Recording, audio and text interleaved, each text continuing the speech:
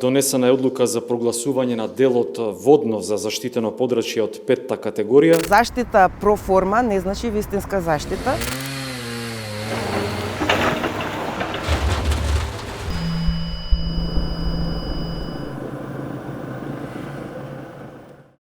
Владината одлука од средината на август требаше да стави крај на девастацијата на планината.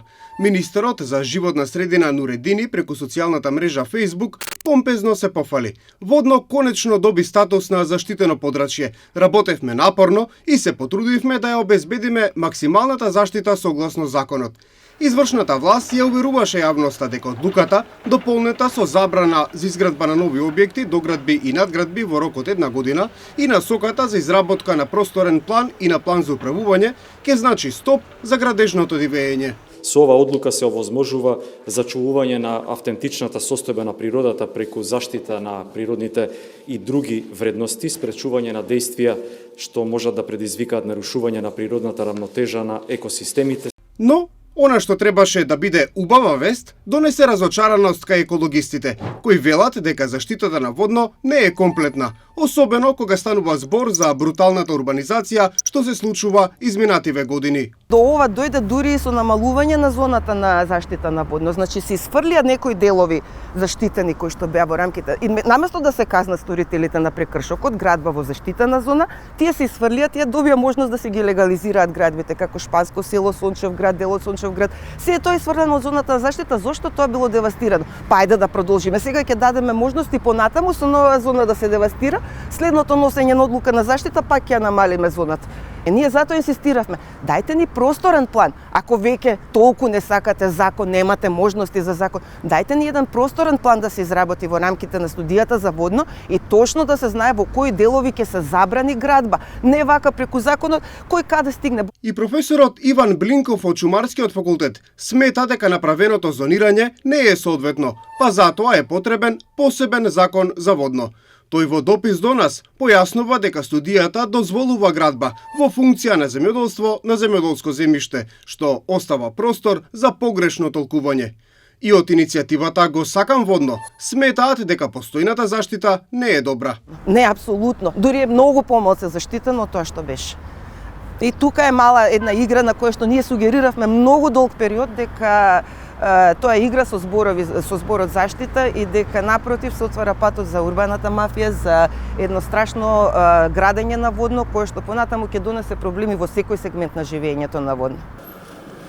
Но владината одлука деновиве беше ставена на тест, кога собственик на имот почна со рамнење земјиште, потек што го вклучи црвениот аларм, бидејќи станува збор за 4 парцели кои што се надвор и од дуб и од губ и се водат како лозија.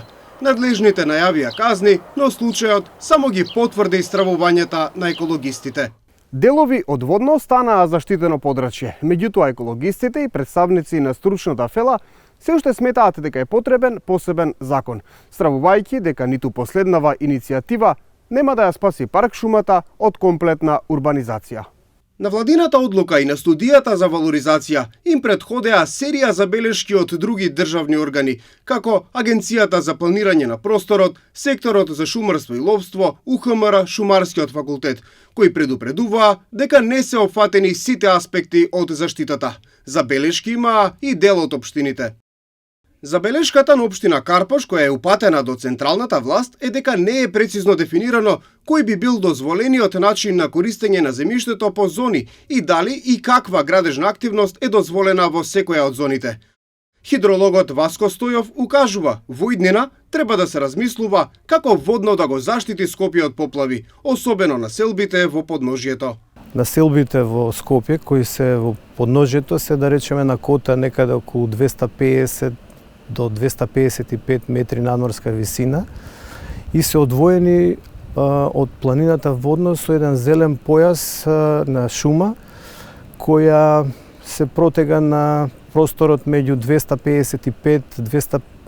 255-275 метри надморска висина, која шума треба да ја заштитиме максимално добро затоа што е во склоп на градот и никако на друг начин не може да се третира, освен да биде заштитена. Во овој случај таа не се третира никако, оставена е сама на себе и таа шума постепено исчезнува, се губи во урбанизацијата на градот. Стравотната поплава во Стајковци треба да биде предупредување, но не се добива впечаток дека надлежните ја научија лекцијата. Не се обидуваат со таа урбанизација да го заштитат Скопје, него едноставно гледаат некој брз профит без да размислат што би се случило во иднина во врска со градењето на соодветен објект на одредено место. Копањето во подножјето на водно, копањето на самото водно се предизвикува разрушување на стабилноста на планината и на одредени места покрај ерозијата што веќе ни е позната на одредени места, дополнително ќе предизвикаат несакани последици. Последните обиди за градба на водно и предупредувањата од екологистите и од експертите треба да бидат сигнал до владата дека итно се потребни посебен закон за водно и нулта толеранција за урбанистичкото дивење на планината. Во спротивно, на коцка се ставаат животите на илјадници луѓе.